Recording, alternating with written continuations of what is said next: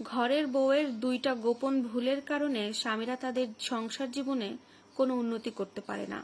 এই ভিডিওটা দেখার পরে হয়তোবা অনেক আপুরাই আমাকে আর পছন্দ করবে না, কিন্তু বিশ্বাস করুন, এই যে বলছি এই কথাগুলো কিন্তু আমি নিজে একটাও বানিয়ে বলছি না।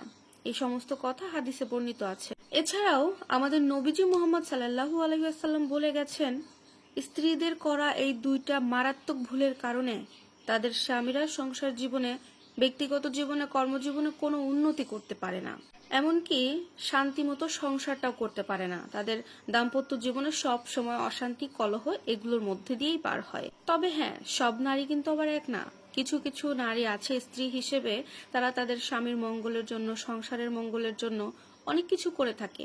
তারা আল্লাহর কাছে অনেকভাবে চায় তার স্বামী যেন উন্নতি করতে পারে, সংসারে যেন তাদের অনেক উন্নতি হয়। কিন্তু এমন কিছু বোনেরা আছে, তারা স্ত্রী হিসেবে তাদের এমন কিছু মারাত্মক ভুল থাকে, বিশেষ করে যে দুইটা ভুলের কথা আপনাদের সাথে শেয়ার করব, এই দুইটা ভুল করার কারণে তাদের স্বামীরা কখনোই তাদের জীবনে, সংসার জীবনে, কর্মজীবনে কোনো উন্নতি করতে পারে না।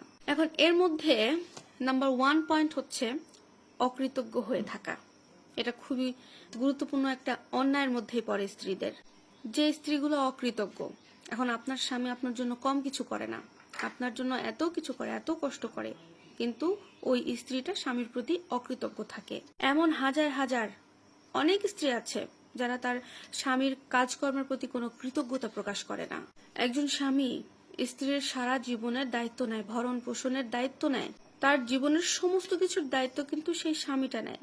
কিন্তু ওই মানুষটা এত কিছু করার পরেও স্ত্রী যদি কোনো প্রোগ্রাম বা কোনো ঈদে একটা কিছু চাইলো আর স্বামী সেটা দিতে পারলো না, বাট সারাক্ষণ কিন্তু দিয়ে আসছে, কিন্তু ওই যে একটা সময় চেয়েছে, একটা সময় দিতে পারেনি, এটার জন্য স্ত্রী তার স্বামীকে এমন কিছু কথা শুনিয়ে ফেলে, যেই কথা শোনানোর কারণে স্বামীর মনে প্রচুর একটা আঘাত লাগে, একটা মানসিক অশান্তি তার মধ্যে তৈরি হয়।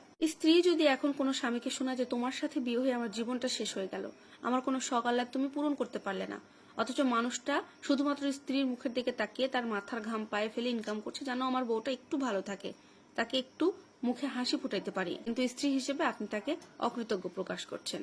এই ক্ষেত্রে স্বামীর মনে যে একটা মানসিক ইফেক্ট তৈরি হয়, মানসিকভাবে সে ভেঙে পড়ে, এই কারণে তার ডিপ্রেশনে চলে যায়, সে আর কোনো উন্নতির পথে যেতে পারে না। নাম্বার টু হচ্ছে যে সমস্ত স্ত্রীরা তার স্বামীদের সাথে অতিরিক্ত জিদ দেখায়, মুখে মুখে তর্ক করে আর অপমান করে। এটা কিন্তু মোস্ট ইম্পর্টেন্ট একটা পয়েন্ট। অধিকাংশ নারীর মধ্যে এই জিনিসগুলো সব থেকে বেশি থাকে। এই জিনিসগুলো সব সময় অ্যাভয়েড করতে হবে।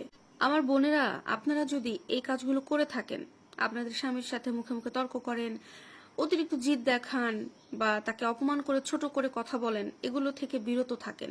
অনেক স্ত্রী এমনও আছেন যে আপনার স্বামী অফিস থেকে খিটখিটে মেজাজে বাসায় এসেছেন, এমন কিন্তু থাকতেই পারে, কারণ ওই মানুষটা অফিসে কিভাবে সময় কাটায়, কিভাবে কাজ করে, এটা কিন্তু আমরা কেউ জানি না, কারণ সে কাজ করে অন্যের হাওলায়। আর স্ত্রীরা সবসময় ঘরের ভেতরে নিজেরা চার দেয়ালের মধ্যে বন্দি থেকে নিজের একটা অপিনিয়নে কাজ করে। এখন আপনি স্ত্রী সারাদিন বাসায় কাজ করে টায়ার্ড হয়ে একটু রিল্যাক্সেশনের জন্য বসেছেন, সেই মুহূর্তে আপনার স্বামী অফিস থেকে বাসায় ফিরলো, আপনার সাথে এসে একটু খিটখিটে মেজাজ নিয়ে কথা বলছে।